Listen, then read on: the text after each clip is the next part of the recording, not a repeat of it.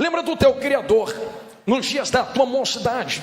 Assim, antes que venham os dias maus e cheguem os anos em que você dirá: não tenho neles prazer nenhum.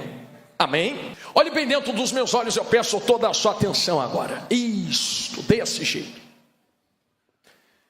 Eu sei que todos vocês conhecem muito bem esse versículo. E talvez alguns tenham caído na ideia errônea, lendo rapidamente, que quando o escritor faz menção à falta de prazer ou falta de alegria, ele está referenciando Deus. Eu aprendi certa vez no culto de doutrina lá da igreja, que quando o escritor fala antes que cheguem os dias maus e os anos ruins, e você diga não tenho prazer neles, ele não está referenciando Deus dentro do verso.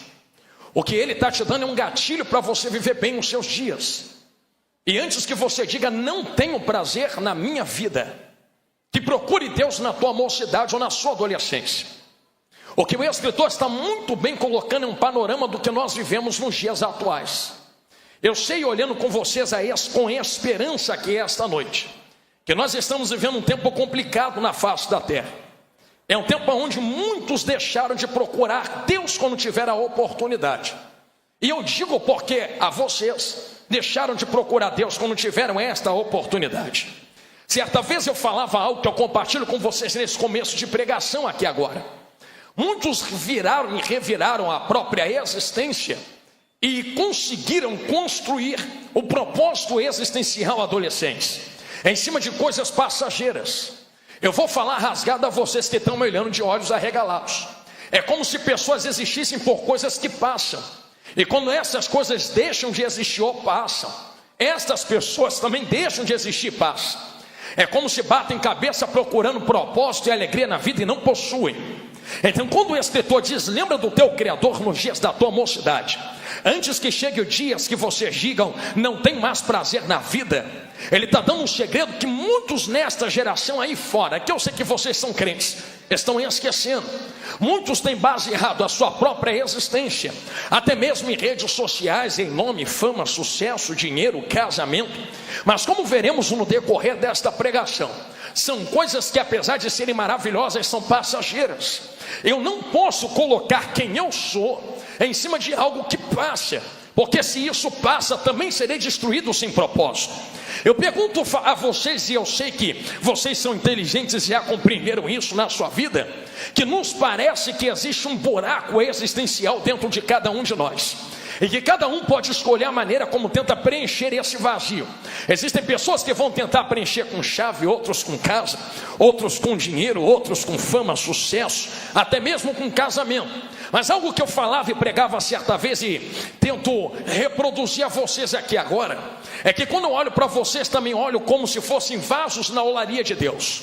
E se você pegar um vaso, tentar preencher vaso com qualquer coisa, vai perceber que embora esta coisa esteja do lado de dentro, diáconos, ainda existe espaço vazio. Por exemplo, eu posso pegar um vaso e colocar um dinheiro, uma nota de 200, que é a maior que temos, ou até mesmo dólar do lado de dentro.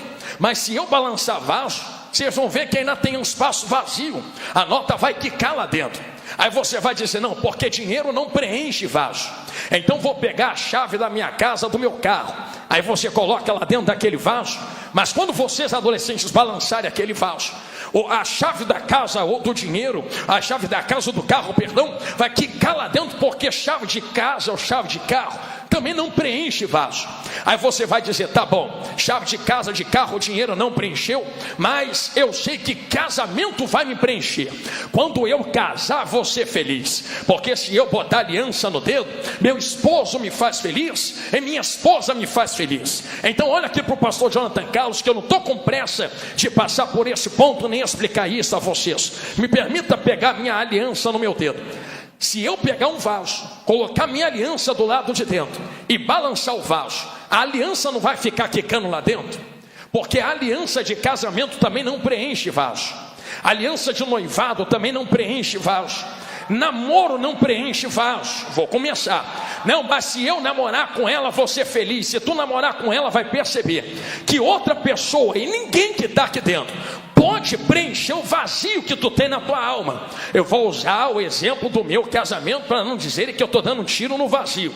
Quando eu fui casar com a minha vaza, que vocês estão vendo linda aqui no altar, eu disse assim para ela: minha vaza, eu estou casando contigo, mas eu sei diante de Deus que você não pode me preencher e eu não posso preencher a sua alma. Eu vou ser feliz contigo, a gente vai casar, a gente vai ser alegre, vai servir ao Senhor, só que tu não está casando comigo para ser feliz. Tu está casando comigo porque já é feliz. E eu não estou casando contigo para ser. Estou casando contigo porque já sou. Alguém já me fez feliz antes de você. E alguém já te fez feliz antes de mim. Aí quando ela olhou para mim, já percebeu que eu estava falando de Jesus grandão da Galileia. Eu não caso para ser, caso para compartilhar o que eu já tenho com Jesus. Então se tu percebe que casamento não preenche vaso, tu começa a entender porque muita coisa não dá certo na presença. Porque tem gente que vai atrás de dinheiro, de fama, sucesso, de nome, casamento, percebendo na sua própria vida que talvez estas coisas possam preencher o vazio com o qual eles entraram na presença. Mas como o próprio salmista e o escritor a Eclesiastes, e por que também não dizer ao Provérbios, escreveu muito bem que tudo nesta vida é passageiro e é vaidade. Em outras palavras, ele começou dizendo: eu experimentei, juventude, de todas as delícias que é proposta ao homem e à mulher na terra. Eu casei, eu tive dinheiro, eu tive fama, eu tive sucesso, eu fui um grande homem entre homens, mas eu percebi que tudo é vaidade. Nada disso me preencheu debaixo do sol. Só que eu posso acrescentar uma outra palavra, ou fazer uma ligação, porque o mesmo escritor também vai nos fazer entender que isso não atinge só quem está na igreja, atinge também quem está fora da igreja. É uma coisa que atinge todos os seres humanos. E eu peço que você sustente a sua atenção enquanto eu estou falando isso aqui agora, porque um salmista certa vez escreveu que ele estava frustrado, porque ele via muitas pessoas que não estavam com Deus prosperando na terra, tendo dinheiro, tendo fama, sucesso, e ele que entrava dentro da igreja, dentro da presença ou dentro do templo, não conseguia entender porque que quem não servia tinha e ele que servia não tinha.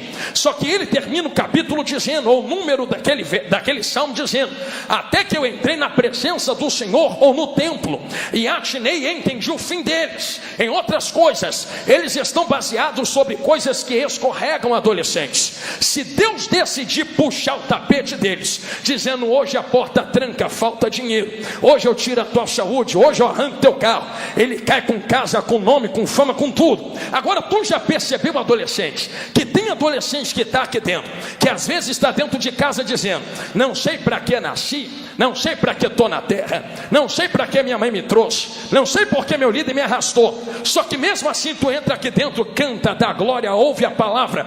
Aí tu começa a entender que não é dinheiro, não é carro, não é fama que preenche. Existe algo muito mais poderoso que preenche o vazio dentro de cada um de nós, e esse algo tem nome. Eu vou fazer um parênteses aberto para mergulhar de cabeça no capítulo 12 de Eclesiastes. Eu sei que tu lembra de uma mulher à beira do poço, e eu não sei se eu falava acerca disto na última oportunidade que eu tive de estar com vocês, mas eu repito isso agora por ser necessário dentro desta pregação. Certa vez uma mulher à beira de um poço, numa conversa com Jesus, Jesus olhou para ela e perguntou assim: ela olhou para Jesus e perguntou assim: quem é verdadeiro adorador? É quem adora aqui ou quem adora em Jerusalém? Para eles chegarem nesta pergunta, Jesus já havia pedido água a ela, dito assim: me dá da água que tu está tirando desse poço. Sabe, galeria, o que ela respondeu? Você, sendo judeu, está falando comigo? Ele olha para ela, vai doer o que eu vou falar, mas vai curar. A ponto dele diz assim: se tu soubesse quem está falando contigo aqui agora, não era eu quem te pedia, era você quem começava a me pedir, e eu te daria águas vivas. Aí ela vai olhar de volta, jovens e adolescentes, e vai dizer assim na Depar: mas espera aí, o poço é fundo, como é que tu vai tirar água viva daí? Sabe por que ela está dizendo que o poço é fundo? Eu não sei se você já peuzinho água viva que tem na praia. O que ele está dizendo o que ela está dizendo é o que tem numa fonte. Eu não sei se você já viu o leito de rio quando nasce água, que a água faz isso aqui, ó, olha para mim, faz isso aqui, ó. ela revira. É como se vocês, eu vou fazer melhor para você entender, pegasse uma mangueira de água, aí você abaixa dentro de um balde ou numa piscina. Aonde tu abaixa a mangueira, como é que fica a superfície? Não fica borbulhando. O que ela está falando é: Jesus, até tem água viva aí dentro, só que é lá no fundo, porque por cima da água viva a água vai crescendo e a água de cima está parada. Para tu me dar esta água aí do poço, tu tem que entrar lá no fundo do poço, pegar a água viva, trazer para cima e me dar. Como é que tu vai fazer isso aí? Jesus olha para ela e diz assim: mulher, quem beber desta água aí, volta a ter sede. Quem beber da água que eu der a adolescente, disse Jesus, nunca mais terá sede, porque se fará nele uma fonte que jorra para a vida eterna. E eu quero te explicar o porquê antes de você dar glória. Sabe por que Jesus está dizendo que forma uma fonte que jorra para a vida eterna? O que Jesus está dizendo é assim: quem bebe da água desse poço volta a ter sede, porque tem que fazer algo fora. E Jesus foi olhar para a direita e para a galeria da esquerda aqui, para ser matada a sede do lado de dentro. O que de fato ele está dizendo, e eu sei que vocês são de EBD e lembram, que alguns momentos atrás, ou alguns momentos à frente, ele diz assim: chama lá teu marido, vai doer, mas vai curar. Ela diz assim: não tem marido. Aí ele diz assim: disseste bem, teve 5, o que tem agora não é seu. O que Jesus está dizendo para ela é: mulher, a maneira como tu vive não satisfaz a tua alma. Em outras palavras, viver de trocar de casamento nunca vai te satisfazer, porque, como eu disse alguns momentos atrás, tu está casando para ser, não porque tu já é. E quem faz para ser nunca será algum dia. Agora, quem é transformado por um outro ser para ser, nunca mais vai deixar de ser. Em outras palavras, que eu vi alguém entendendo na esquerda olhando para a direita, o que Jesus está dizendo é: mulher, isso aí que tu está fazendo não é certo, é pecado. Só que vai doer, irmão, mas eu te amo. E viver de pecado não é bom, porque viver de pecado é como vir tirar água desse poço aí. Vou tentar ilustrar. Você faz algo fora, pega a água fora, coloca para o lado de dentro, depois olha para o poço e diz assim: eu não tinha que ter bebido esta água. É errado, esta água não vai matar minha sede. Jesus, eu estou arrependido, eu nunca mais vou vir nesse poço para pecar de novo. Aí eu vou me afastar do poço para não poder olhar mais para ele. Só que caminhar dá sede.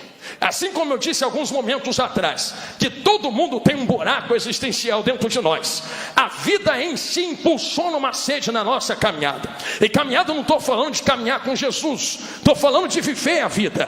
Todos vão ter sede um dia. Imagina ela desesperada dizendo: eu não queria voltar no poço, mas é o único lugar que eu conheço, pastores, que existe água para eu tirar. Eu fiz uma vez, eu caí, eu peguei esta água, mas só existe essa água para matar minha sede. Eu vou falar rasgado, que eu já estou vendo gente entendendo. Eu não queria pecar de novo, eu não queria ver de novo, eu não queria ir de novo, eu não queria acessar de novo, eu não queria cair de novo nesse pecado, eu não queria andar junto de novo. Só que essa é a única água que ela conhece para matar a sede. Passa Jesus comparando aquela água como um pecado que sacia a sede. Aí ele olha para ela e diz assim: quem tira desta água aí para tentar matar a sede, vai continuar tendo sede. Tu faz hoje, vai fazer amanhã, vai fazer semana que vem, vai fazer mês que vem, vai cair ano que vem. Só que tem um detalhe: você está fazendo fora para tentar matar a sede dentro. Você tem que fazer algo em um local, você não consegue carregar o poço, então tu tem que ir lá naquele local, tu em Eclesiastes ainda, fazer aquele negócio fora, matar a sede dentro e tentar viver com um pouco do matar de sede que aquilo lhe deu. Jesus olhou para ela e disse assim: você pensa que isso é vida? Eu quero te dar vida de verdade, eu quero te libertar do teu pecado, eu quero quebrar esse laço, eu quero derrubar essa muralha, eu quero tirar esse vício de você, eu quero quebrar esse negócio que está na tua frente. Como é que tu vai me dar água? Porque a única água viva está lá por baixo desse mistério aí. Mulher, quem faz esse negócio vai ficar preso nesse negócio. Quem beber da água que eu começar a dar, vai começar para esta pessoa, nunca mais tem sede, porque primeiro se fará nele. Se faz nele, não está mais fora, porque pecado tem que fazer fora para matar a sede dentro. Só que Jesus pegou a fonte, não poço, fonte, e colocou aonde?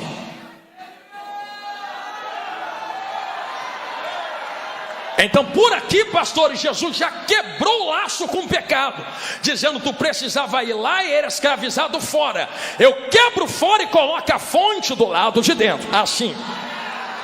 Só que a fonte não está parada. Lembra que eu disse que a água é viva e faz isso aqui, ó? Sabe o que Jesus termina dizendo, adolescentes? E essa fonte não está parada, porque parada é água de poço de pecado. Esta fonte jorra. Só que jorra para a vida eterna. Um dia eu me perguntei, e é gostoso fazer pergunta dentro da Bíblia: para que jorra, Jesus? Sabe qual foi a resposta que Jesus falou escancarado? Meus amigos, meus irmãos, senhoras e senhores, Jesus disse assim: porque tu não é o único que está com sede. Tem gente perto de tu que não tem a fonte ainda, mas tu tem. Agora tu entende porque tanto problema e tanta perseguição que fazem contra ti na tua casa, na tua família, na tua parentela, na tua escola, na tua faculdade. Só estão tentando tapar as fontes que Jesus colocou dentro de ti. Mas não importa o quanto o diabo tente, eu vou te ensinar algo que você vai poder usar durante toda esta pregação, amém? Quem tem mão direita ou mão esquerda, levanta uma das duas assim para o alto. Levantou? Eu vou te pedir para fazer algo pela palavra, não é jargão de pregador não. Posso te pedir para tu ir abaixando ela e pegar na mão de quem está do seu lado assim. Não é jargão de pregador, é pela palavra. Pega na mão de quem está do seu lado assim. Isto, pegou? O que eu lhes ensino através desta palavra é: a fonte que tu tem não é só para tu. Tem gente aí na tua direita ou na tua esquerda que pode beber do que flui de você. E se transborda. Eu aprendi uma coisa lá na nossa terra, meu amigo Bruno. Aí o Bruno está aqui de prova, Nova Iguaçu. Está aqui de prova que carioca diz assim: já viu que o mistério pega de um no outro e vai pegando? Pega porque transborda, não está parado. Se a água está parada, ninguém sente nada. Mas já viu que quando pega na mão, sente na direita, sente na esquerda, sente na frente, sente na trás. É só a água transbordando de uma fonte para outra, de uma fonte para outra, de uma fonte para outra, de uma fonte para outra. Eu vou falar igual meu vovô falava lá em Magé: por isso só sai vazio da igreja quem quer. Sai vazio quem quer, porque já tem fonte jorrando aqui dentro. Só volta com sede para casa se não quiser abrir a boca para beber água. Eu nunca vi ninguém beber água de boca fechada. Para beber água tem que fazer o que, vaso? É esse mistério aí mesmo. Ih, Jesus grandão da Galileia. Chegamos a um denominador comum dentro desta mensagem. Eu vou falar algo aqui para você segurar. Ouvir uma pregação é igual assistir um filme. Estamos nos primeiros 20 minutos e é sempre devagar. Mas se você não conseguir absorver o que Jesus fala contigo agora, tu vai chegar no final sem entender nada do que ele falou. Então tu conseguiu absorver que existe uma fonte que é colocada em nós e jorra. Quem colocou foi Jesus grandão da Galileia. Fluindo novamente para dentro desse versículo, começamos a entender que o que mata a sede e que aquilo que consegue fluir dentro de nós ao ponto de saciar o vazio existencial é água. Grava isso. Por que eu falei que é água? É esta água que tu está bebendo aí no altar, pregador? Não. A Bíblia sempre vai trabalhar com comparações, jovens e adolescentes. Também perceba, por exemplo, que quando diz que andaremos em ruas como que de ouro, ou que lá no céu existem essas coisas, não está dizendo que é ouro de fato. É que quem viu ou teve aquela visão não conseguia descrever de melhor maneira. O que mais chegava perto era ouro, mas não tem como descrever o que há no céu, porque o que está no céu é aquilo que os olhos não viram, aquilo que os ouvidos não viram, aquilo que não subiu ao coração do homem. Então o máximo que se consegue chegar perto é ouro. Olha para dentro desta palavra, que começamos a entender, tanto no verso, capítulo de número 12, quanto no capítulo que nós lemos para o ofertório, de lança o teu pão sobre as águas, que cada coisa tem uma simbologia.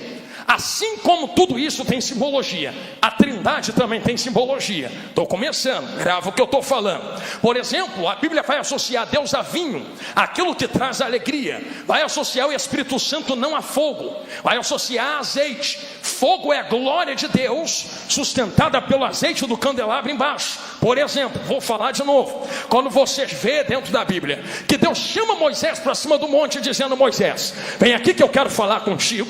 Moisés vê a glória de Deus sobre o monte em forma de fogo. Pastor, e o que é água? Jesus grandão da Galileia, é ele quem bate no peito dizendo: eu sou fonte de águas vivas, que mata a sede. Se Cristo é água, Espírito é azeite, Deus é vinho, fogo é glória, maná é a minha carne, ouro é como que há no céu, cada coisa em seu devido lugar. Agora nós podemos começar a ministrar algo poderoso que Deus quer colocar diante de vós. Pastor, o que é que Deus quer falar? Se água é Cristo, Cristo não é qualquer homem nem qualquer pessoa.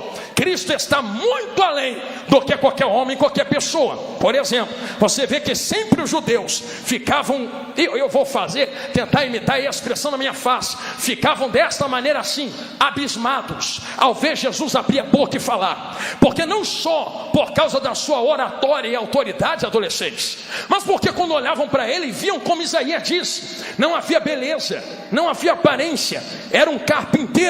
Então passou Isaías, passou Daniel, passou Ezequiel, passou Moisés, mas chega esse carpinteiro com mais autoridade do que todos eles. Quem é esse carpinteiro que está abrindo a boca para falar no meio de nós? Jesus não era qualquer pessoa. Sabe quem Jesus era, varoa? Jesus era isto aqui que está diante de mim. Jesus é a palavra viva que saía da boca de Deus. Tem gente que acredita que Jesus só veio no Novo Testamento. Pastor, Jesus veio lá na cruz do Calvário. Aqui o dedão do pastor Jonathan Carlos.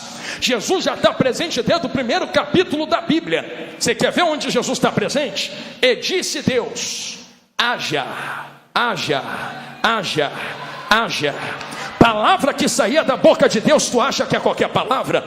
Eu vou falar o que era a palavra que saía da boca de Deus. João capítulo 1. No princípio era o verbo, e o verbo era Deus, e o verbo estava com Deus, e o verbo haja se fez carne, andou entre homens, catou cruz, foi para o Calvário, morreu por vocês, ressuscitou, e tu só está dando glória aqui, porque esta palavra se fez carne e andou entre nós um dia.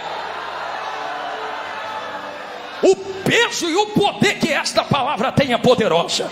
E eu olho para vocês e repito com esperança, porque aonde esta água toca, alguma coisa acontece. No capítulo 11 de Eclesiastes, a semente vira pão. Eu olho para vocês aqui dentro esta noite, e eu quero usar novamente a palavra que eu li para o ofertório. Eu vejo sementes. Semente, semente, semente, semente, semente, semente, semente, semente, semente, semente, semente, mas sementes que estão sendo plantadas em uma terra. A terra tem nome: Paranaguá, do Paraná, da terra do sul do Brasil, na América Latina, no planeta Terra. Vocês são sementes plantadas em uma terra. O que é que acontece? Quando a gente começa a jogar água em semente, água em semente, água em sementes, águas em sementes, sementes germinam, se tornam frutíferas, dão muitos frutos. Eu não vejo sementes, eu vejo árvores, árvores e os seus frutos. Disse que queria começar a pregar agora. Eu olho para vocês e vejo árvores, porque vocês não são qualquer geração. Pela palavra de Deus e pela Bíblia, estamos vivendo talvez os últimos momentos da igreja na face da terra. E pastores, senhoras e senhores, companheiros de altar, é com muita urgência, galeria, que eu estou gritando isso aqui no ouvido dos filhos de vocês, porque eu estou olhando para a última geração, pela expressão da palavra, que está tendo a oportunidade, pastor Reginaldo, e a liberdade de abrir a boca e proclamar que Jesus Cristo ainda é Senhor nesta terra. Pensam vocês que a igreja vai ficar para sempre aqui na terra e tu vai ter esta oportunidade de levantar a mão para dar glória e pregar a palavra? Se eu sou tu no teu lugar, eu aproveitava esta noite agora para fazer o que eu nunca fiz. Eu vou falar o que está acontecendo na face da terra. Mateus capítulo 24 diz que nos últimos dias haveriam guerras, rumores de guerras, perseguições, esfriamento do amor, mas continua dizendo, ainda não é o fim. O que Jesus está dizendo ali naquele capítulo, jovens, é o seguinte: está dizendo que guerra não é fim, rumor de guerra não é fim, perseguição não é fim. Por que não é fim, pastor? Sempre teve perseguição, sempre teve guerra. Então arrebatamento da igreja não acontece quando guerra estoura. Eu vi alguém pronunciar-se outro dia e dizer assim: aconteceu guerra de Israel, agora Jesus volta. Já acabou a guerra de Israel, a gente ainda está aqui dando glória, porque guerra não é estopim para arrebatamento. A Bíblia diz que é princípio de dores. Olha aqui no meu olhão que eu quero falar isso aqui rasgado. As varoas que são mamães aqui, pode me interromper se eu errar a palavra aqui agora. Quando você estava grávida, a barriga cresceu. Quando foi ter o bebê, as contrações começaram a aumentar a dor, e o tempo entre elas diminuiu. Princípio de dores adolescentes, é isso aqui. Jesus não está falando que volta quando a guerra estoura. O que Jesus está dizendo é: quando estiver perto de fim, as guerras vão aumentar e a dor delas será terrível. Perseguições vão aumentar e a dor delas será terrível. Alguém lá no meio da quadra vai entender. Quer ver? Vocês estão guardadinhos, protegidinhos, tão bonitinhos, alinhadinhos, tão bem vestidos, chorosinhos, dando glória aqui dentro do Paraná, em Paranaguá. Pensa que a igreja está com essa paz por toda a terra? Tem lugar que a igreja está fugindo de guerra, tem lugar que a igreja está fugindo de perseguição. Aí a pergunta que eu faço a tu que está me olhando de olho arregalado: ninguém fuzilou vocês aqui dentro? Por que é que esta semente ainda não germinou? Se tem gente sendo morta e está germinando, e ninguém está fazendo nada contigo e tu ainda não germinou. Eu vi alguém levantar a mão para dar glória, então vou apertar mais esse calo. Hoje Jesus está mandando chuva de avivamento aqui dentro. Aproveita a água que está caindo e dá o glória que outros não podem. Dá a adoração que outros não podem. Eu vou deixar tu adorar, porque eu vou dar um gole na água aqui. Daqui a pouco eu continuo pregando de novo. Aleluia.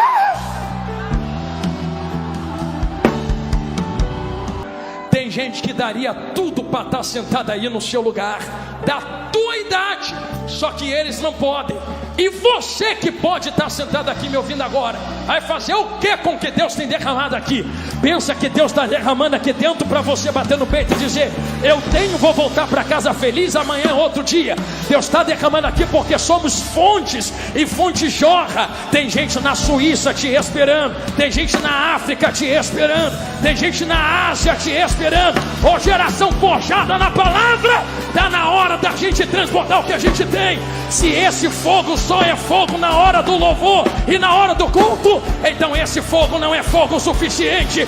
Mas se esse fogo é fogo aqui dentro, é fogo na rua, é fogo na escola, é fogo na faculdade, eu profetizo que não se passará esta geração aqui dentro de Paranaguá sem que Deus faça algo novo dentro do Paraná e do Paraná para o Brasil. Já que tu levantou a tua mão para dar glória, segura a mão de quem está do teu lado aí agora.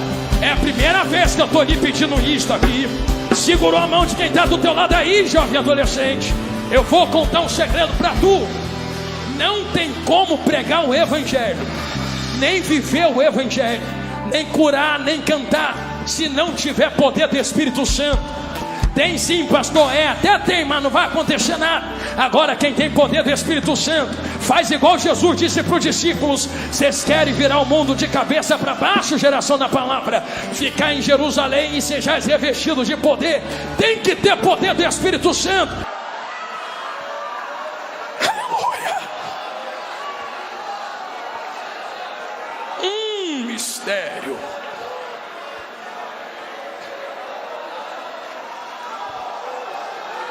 Jehel e Terrefaua. Antes que cheguem os dias maus, eu digo a vocês que os dias maus de Eclesiastes já chegaram. Vou terminar agora. Já chegaram, e tem muita gente que não tem mais prazer. Quantos até mesmo dentro da igreja dizem: não tem mais jeito para esta geração, não tem mais prazer nesses dias. Eu digo a vocês que ainda há esperança. A palavra vai se cumprir, mas ainda haverá um fogo que arderá nesse globo antes do toque da última trombeta. Me prova na Bíblia, para isso que eu vim correndo do Rio de Janeiro. A minha Bíblia vai fechar agora, estou terminando de pregar. Pastor, tu está dizendo que vai ter um avivamento? Vai não, é coisa da cabeça. Me mostra na Bíblia, Mateus 24, verso 15. Terminei. E esse evangelho será pregado em testemunho de todas as nações. Então virá o fim. Então virá o fim. 5 minutos, termina. É um arrebatamento. Olha o que a Bíblia fala. Esse evangelho tem que ser pregado. Então gatilho para arrebatamento não é guerra, é pregação da palavra. Geração forjada na palavra. Já sei, pastor, então vamos sair pela praça entregar folheto. Faça mesmo. Mas quando Jesus está falando e esse evangelho será pregado, Ele não está falando só de fazer o que eu estou fazendo aqui no altar para vocês agora, não. Você já pensou que se pregar fosse só meter mão no microfone? Como é que quem é mudo e não tem corda vocal e não fala, ia cumprir aquele mandamento de Jesus, ide por todo mundo e pregar o evangelho a toda criatura? Aí a pessoa ia falar, mas eu não falo, Jesus. Sabe o que Jesus ia falar? Mas pregar não é abrir boca para falar. Gostei do E. Pregar não é abrir boca para gritar. O que é pregar então? É ser uma carta que pode ser lida mesmo de boca fechada.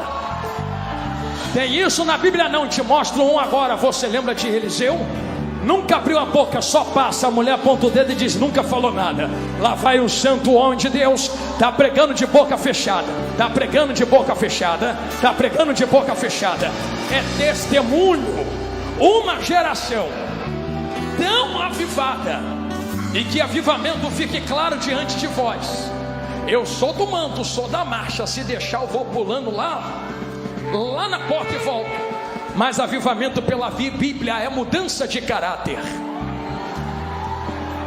E quando Jesus fala que esse evangelho será pregado, adolescente, Ele está falando que Ele vai levantar uma geração tão viva na verdade, tão carregadora da verdade, tão posicionada na verdade, que nem precisa abrir a boca por onde passa. Por onde eles passarem vão olhar o jeito de falar, o jeito de se comportar, o jeito de agir, de se aliançar, e vai dizer, lá vai um santo homem de Deus, lá vai uma santa jovem de Deus, lá vai um santo jovem de Deus. A palavra vai ser pregada através da vida desta geração.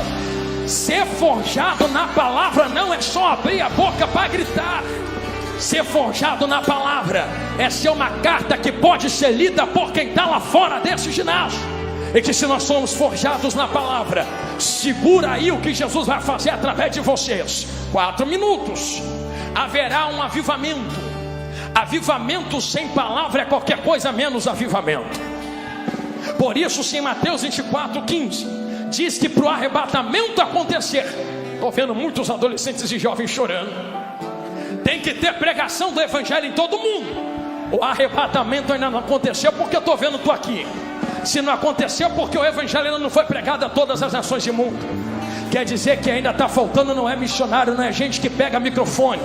Ainda está faltando uma geração se levantar carregando a bandeira da verdade assim, desse jeito, dizendo, eu não posso, preciso não subir no altar, posso nunca pegar no microfone, mas aonde eu passo vão ter que falar. Ainda tem crente em Israel, ainda tem crente vivo servindo ao Deus dos céus, ainda tem gente que carrega poder e glória na terra. Vão ter que vir, vão ter que falar.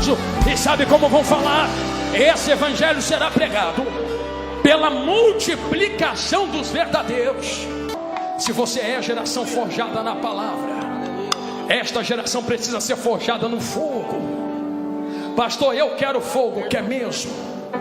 Eu lhe compreendo, eu entendo que esse mundo é complicado e difícil. Mas se tu ainda é a geração que acredita nesse avivamento de último tempo, eu lhe faço 2 convites aqui esta noite. O primeiro, levante a mão quem já é batizado no Espírito Santo assim, deste jeito. Tu que é batizado no Espírito Santo, 5 minutos. Tu pode procurar alguém do seu lado e perguntar assim, quer ser batizado hoje? Se ele ou ela falar que quer ser batizado, você pode fazer um convite dizendo, então bora lá na frente comigo que eu quero orar contigo agora. Pastor, já sou batizada, quer ser renovada? Porque a água que para em tu não transborda para outros. Mas se você aí já é batizado e quer ser renovado, a oportunidade está aberta. Vem correndo aqui para o altar agora que eu quero orar pela sua vida. Mas enquanto tu que quer receber poder e ser batizado se aproxima, eu quero fazer um segundo convite aqui esta noite. Eu disse que eu não sei como tu sai, mas eu sei como entrou, mas eu sei como tu vai sair daqui agora. diante de toda esta multidão que está me ouvindo. Eu quero conhecer se existe uma vida que queira reatar a aliança com Jesus aqui esta noite. Pastor, o que é que eu faço se eu quiser? Só me dá um sinal com as tuas mãos que eu quero lhe ver. Não, pastor, eu já sou crente. Então ouve o que eu vou falar aqui agora enquanto você se aproxima. Ouve o que eu vou falar aqui agora. Tem muita gente que no toque da última trombeta, isso aqui que eu vou falar é muito sério, vai ficar na terra cantando para Deus dentro da igreja. Não, mas eu estou cantando, então tem que subir. Por quê? Não, porque eu estou com a roupa, estou com a gravata, estou com a saia. Então se tu chegar na porta do céu, tu fala assim: ó minha gravata, deixa eu entrar, vê se entra. Ó minha saia, deixa eu entrar, vê se entra. Ó meu dízimo, deixa eu entrar, vamos ver se entra. Tem gente que está na igreja que não vai entrar porque é como dracma perdida. Está na casa, mas está perdido. Eu não quero saber se tu está com a roupa do congresso, a camisa, terno, gravata, a saia, vestido. Eu quero saber se a trombeta toca agora, tu é uma geração forjada na palavra que sobe. Antes de eu orar por batismo no Espírito Santo, eu quero conhecer se há alguém que tenha a coragem que Jesus teve. Qual é a coragem de Jonathan? Que quando ele foi carregar a cruz por vocês, ele não teve vergonha de Jerusalém inteira olhando para ele. Tu não precisa ter vergonha da igreja te olhando agora. Eu sou filho de pastor, mas eu tive que aceitar Jesus com 10 anos, porque pastor é meu pai. E não vai dar para eu subir no céu dizendo: meu pai é pastor, deixa eu entrar. Pastor, mas se eu levantar a mão vão ficar me olhando. Mas os anjos do céu também estão me olhando agora. E Jesus está lá do céu dizendo: confessou meu nome diante dos homens, eu confesso o teu nome diante dos anjos. Eu quero conhecer se existe alguém aqui dentro desse tão grandioso congresso que está nesta condição que eu acabei de falar agora. Se está na galeria, na nave da igreja, se está aqui na frente, que precisa reatar a aliança com Jesus. A oportunidade é agora. O que eu faço, pregador? É só levantar tua mão para eu lhe ver, que eu quero orar em específico por você. Quanto tempo tu não ora mais, não busca mais, não sente mais Deus e acha que está bom assim? Aonde, pastor? Isto, traz ele, o homem de Deus, traz ele aqui na frente. A primeira vida se aproxima ali na minha direita. Eu estou esperando a segunda, se tiver aqui na frente, ali na nave ou na galeria, existe uma segunda vida a Deus. Pastor, estou com a camisa do congresso, já falei que camisa não salva. Se tiver que levantar a mão para reatar a aliança, reata a aliança antes de orar pelo batismo no Espírito Santo. Existe alguma segunda vida ali a Cristo entre nós? É só fazer um sinal com as tuas mãos agora. Eu quero orar em específico por você, que esteja aqui na frente, ou no corredor, ou na nave da igreja, na galerias. Existe alguém a Cristo entre nós que queira reatar aliança com Jesus? Isto, se aproxime com ele, o homem de Deus. Se tu quiser, pergunte a alguém que está do seu lado, dizendo: se você quiser aceitar Jesus agora, eu levanto a mão contigo. Pastor, insiste não, ora logo. Eu insisto sim, porque o diabo está lá fora insistindo para matar vocês. Então vou insistir para você ter vida. A primeira vida está chegando aqui à minha direita. Agarra ele aí, vaso, solta ele não. A segunda vida está entre nós. Será que há uma segunda vida entre nós? Entre jovens, adolescentes lá da igreja, galeria. É só fazer um sinal com a tua mão e eu quero orar por você agora. Aleluia. Sinto Deus aqui dentro desse local. Eu peço que você sustente teus olhos fechados agora. Igreja guerreando comigo nesse momento. Guerreando por quê, pastor? Porque é guerra espiritual. Tu pensa que o diabo quer largar vidas aqui agora? Se existe uma segunda vida, a hora é agora. Será que existe ou eu posso orar nesse momento? Aleluia. Pastor, eu sou de Jesus, estou só com depressão só. Ele ainda cura. Eu estou só com vazio na alma, ele ainda preenche. Não, eu estou só com uma baixa estima, ele ainda levanta. Se houver alguém que queira renovar a aliança, pastor, mas eu não estou desviado. Ah, tu precisa de renovo na aliança, a hora é agora. Existe uma segunda vida entre nós, eu posso orar. Aleluia. Tem gente pelejando com Jesus, que Jesus está me mostrando. Mas nós vamos estender as mãos a quem está aqui na frente. Estende, igreja, assim. deste jeito, assim para esses jovens. Eu vou começar orando pela vida que está ali na minha direita, e depois eu oro por vocês. Eu quero convocar vocês a fazer uma coisa. Pastor, o quê? Meu vovô me ensinou que só recebe quem entrega. Ah, já sei, vou dar a oferta tu já deu. Tu vai dar glória a Deus e aleluia agora. Não, pastor, preciso, não precisa, porque quem veio da culto é a gente, não é Deus.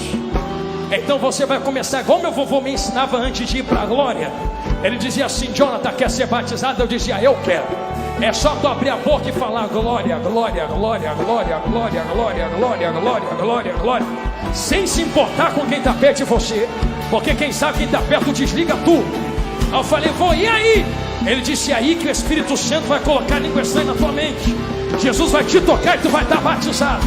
Então fecha teus olhos agora, adolescente. Isso. Enquanto eu estiver orando, tu só dá glória no teu lugar.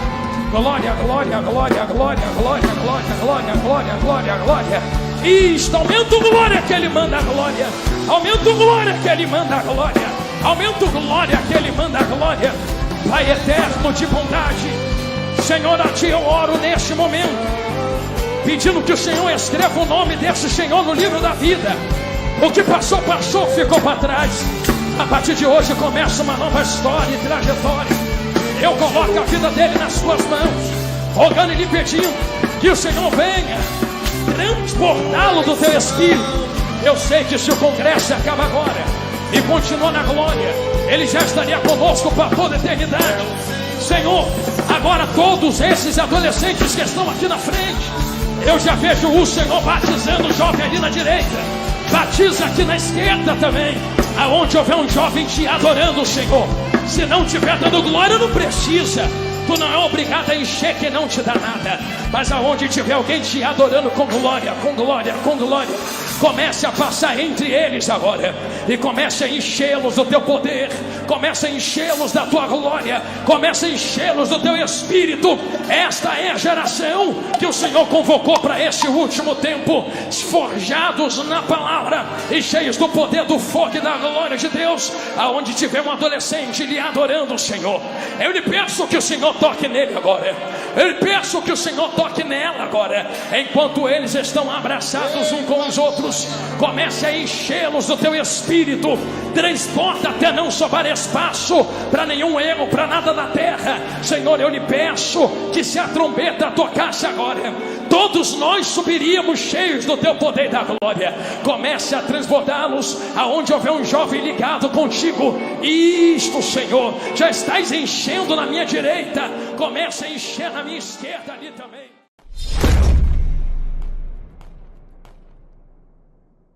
Olhando para dentro da Bíblia, nós podemos encontrar uma resposta dentro do próprio livro de Ezequiel, no capítulo 47. Eu não sei quem já ouviu a respeito disso, mas ali em 47, nós vemos o profeta parado à beira de um rio. E esse rio que cresce, se apresenta um varão do lado dele. Esse varão olha para Ezequiel com um cordel de medir na mão e diz assim: varão, eu vou medir 1000 dentro das águas. 1000, vem. Ele entra e as águas estão nos pés. 1000, vem. Ele entra e as águas subiram para os joelhos. 1000, vem. Ele entra mais e as águas já estão nos lombos. 1000, vem. Daqui para lá não consigo ir mais, porque daqui para lá somente há nado. Se daqui para lá você não consegue ir, então pega as tuas bagagens e volta para a beira do rio. Não permaneça dentro das águas lá você não souber nadar. Porque é que o anjo que se apresenta para Ezequiel dá uma ordem explícita para ele voltar para fora das águas. E essas águas, olhe para mim, não perca a atenção. Isso, olhe para mim. Você sabe que essas águas eram uma representatividade do Espírito de Deus, da presença de Deus, da glória de Deus. E esse anjo que apresenta, primeiro, oxalá que todos estivessem prestando atenção, não obriga Ezequiel, obrigado meu amigo Mateus, não obriga Ezequiel a entrar nas águas. Esse varão mede as águas e convoca: quer entrar, entra, não quer, fica do lado de fora. Quer mergulhar, mergulha, não quer, fica seco do lado de fora. A princípio, existem pessoas que olham essa apresentação e permita-me acreditar que estão mergulhando para o lado de dentro. Então também abre o desnível de acreditar que existem pessoas que estão paradas do lado de fora, olhando para quem está mergulhando do lado de dentro, e não mergulham, e não entram, e não se molham. Mas quem entra também precisa aumentar o nível, porque não se entra de qualquer maneira, não se permanece de qualquer maneira. Se entrou, tem que entrar de cabeça. Se fez, tem que fazer perfeito. Se vai dar alguma coisa para ele, tem que dar tudo. Ou você entra de vez, ou pega as tuas coisas e fica parada do lado de fora. Alguém entendeu na direita? Vou falar para a esquerda agora. Porque quem está medindo essas águas, sei que vai ficar difícil de dar glória, não é Ezequiel. Ezequiel poderia dizer: eu decido até onde quero entrar, mas quem mede é quem vem do céu. Então só quem vem do céu, vou falar isso aqui com calma, tem direito de passar cordel no nível das águas. Vou melhorar o que eu acabei de falar. Tem gente entrando, e muitas vezes quem fica parado do lado de fora, não sei para que isso. Para que tanto movimento para dentro das águas? Para que tanto mergulho para dentro das águas? Para que tanto grito dentro das águas? Para que isso tudo dentro das águas? Uma pergunta para quem está jogando, quem está entrando: o cordel de medir está na mão de quem está na terra ou está na mão de quem veio do céu? Então só quem vem do céu tem direito de passar cordel no culto dos outros. Ele passa cordel nas águas e convida quem quer entrar, mas chega a certo nível que todos são confrontados com uma realidade: ou você nada ou você sai para fora, porque meio nível aqui não dá. Ou você faz de vez ou fica parado fora das águas. Sabe por que ele diz isso? Porque a convocação sempre te leva a um nível mais profundo. Deus sempre quer mais de você. Entra mais, mergulha mais, mas em dado momento será exigido natação. E nadar nada mais é do que saber se comportar dentro das águas. Então quem não sabe se comportar dentro da água, morre e cai entre nós. O que mata não é diabo, o que mata não é demônio, o que mata não é macumba que tu está cantando para Jesus cortar aqui dentro, o que mata não é inferno, o que mata é água. E depois a gente quer colocar a culpa no diabo, depois a gente quer colocar a culpa no inferno, em demônio, em macumba. Mas o que mata afogado, em texto, é água. Por isso a preocupação do anjo: se você não sabe se comportar, é melhor nem botar o pé dentro da água, é melhor ficar parado seco do lado de fora. Talvez alguém que esteja parado seco do lado de fora diga assim: então é melhor ficar parado aqui, mas ainda não entendeu que o anjo está te dando oportunidade, Ezequiel. Oportunidade de quê, evangelista Jonathan? Aprende a nadar, minha filha. Aprende a entrar nas águas. Aprende a se comportar como ele está mandando você se comportar. E que fique claro que não estou falando de movimentação, não. Porque, com carinho, não me leve a mal, fui nascido e criado no meio pentecostal. Sou pentecostal até o tutano. Rodo, pulo, sapateio, corro na porta. Mas avivamento não se resume ao movimento que eu dou aqui dentro, num culto de adoração a Deus. Não. Vida está muito além do movimento que eu faço aqui dentro. Vida não é só marchar, vida não é só pular, vida não é só gritar. Sabe o que é vida? Saber se comportar.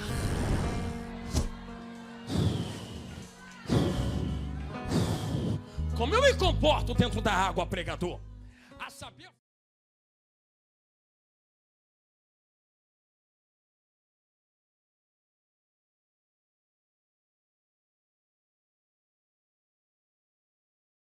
Se eu estou falando que Deus não faz nada sem propósito, e eles são em essência a mesma coisa, o Espírito também não faz nada sem propósito. Ele não estava pairando nas águas só por pairar. Ele não desceu em Atos 2 porque não tinha nada melhor para fazer. Ele não vivificou Davi através do azeite porque não tinha videogame para jogar. Se ele faz porque tem propósito. Quem faz sem motivos ou sem propósitos sou eu, para ver onde vai dar, ou para ver aonde vai chegar. Só que nós estamos falando de um Deus onipresente. E a onipresença de Deus diz respeito a um Deus que está em todos os lugares ao mesmo tempo. Mas os lugares que Deus está não é apenas geográfico. Deus é tão poderoso que atravessa o tempo. E ao mesmo tempo que Ele está aqui no hoje, Ele também está no ontem. Ele também já chegou no seu amanhã, sem nem você ter pisado lá. Então Deus já viu tudo o que aconteceu semana que vem na sua vida. Deus já sabe tudo o que vai acontecer mês que vem na sua história. Deus já te conhece ano que vem, você nem sabe o que vai acontecer amanhã. Deus já está lá no teu 10 anos adiante, conversando contigo e se relacionando com você. Deus sabe se amanhã você vai conseguir entrar na igreja. Deus já te viu dando glória amanhã enquanto o pregador estiver pregando. Deus já te viu adorando com o cantor de amanhã. E Deus já está recebendo teu glória de amanhã, imagina de hoje. Nós estamos falando de um Deus que atravessa o tempo e está em todos os lugares. Ele sabe tudo o que vai acontecer na minha vida. E é por isso que os seus planos não falham. E os seus propósitos não têm fins. Como alguém que conhece o futuro poderia falhar? Se ele vê que alguma coisa está indo a algum destino, ele sabe, conhece, marca o propósito, porque ele já foi na frente. E Jesus, a mesma coisa. Jesus não faz nada sem propósito, não passa em um lugar sem propósito. Já entenderam aqui? Agora ligou tudo. Não desvia o caminho de onde ia, porque o texto é claro, vou para Galileia. Mas antes de entrar na Galileia, eu vou passar por Samaria. Para que, Jesus? Que não vai logo para onde você tem que ir? Ele chegando em Samaria, senta na beira de um poço. E sentando na beira de um poço, se achega uma mulher para tirar água. Oxalá que todos estivessem guardando o que eu estou falando agora. Porque não é a mulher quem toma a iniciativa na conversa. É Jesus sendo judeu com uma samaritana. Entenda o peso do que Jesus está falando. Nesse simples dele água, Jesus está quebrando uma série de regras, leis, costumes instituídas por homens, por causa de tradições. Você lembra de Adão no jardim do Éden, escondido entre as árvores? E Deus entra gritando: Adão, cadê você? Deus chama porque perdeu, sim ou não? Não. Deus sabia onde Adão estava. E Adão pecando se esconde. Engraçado. Como se Adão pudesse se esconder de Deus. Mas sabe o que me choca? É que o jardim foi um ambiente plantado por Deus. Se o ambiente foi plantado por Deus, foi Deus quem preparou o ambiente para se encontrar com Adão lá dentro. Aí Adão está no ambiente que Deus fez e tenta se esconder dentro dele. Se já é difícil fora, imagine dentro. Aí Deus entra no jardim e Deus já poderia ir indo atrás da árvore que Adão estava. Rapaz, sai daí, eu sou onipresente. Eu já estava aí contigo, com você se esconder. Eu já te vi onde você está. Está escondido por quê? Está calado por quê? Está tentando disfarçar o quê de mim? Você acha que quando tu não pecou na árvore eu não estava lá? Você acha que quando você não fez aquela coisa com a Eva eu não estava vendo? Eu estava lá também. O salário do pecado é o quê? Você testificou com a tua boca. Se é a morte, por que Deus não matou enquanto estava pecando? Se é a morte, por que Deus não desceu com espada na hora que ele estava cometendo o ato? Pecou. E pecou Deus vendo. Mas na hora que peca, Deus não mata, porque na mesma hora Deus já havia perdoado. E Deus não entra no jardim para matar. Como Deus entra procurando, não entra porque não sabe aonde está. Ele enche o ambiente com a sua presença e começa a perguntar aonde Adão está, para mudar a história daquele que caiu no fruto da árvore.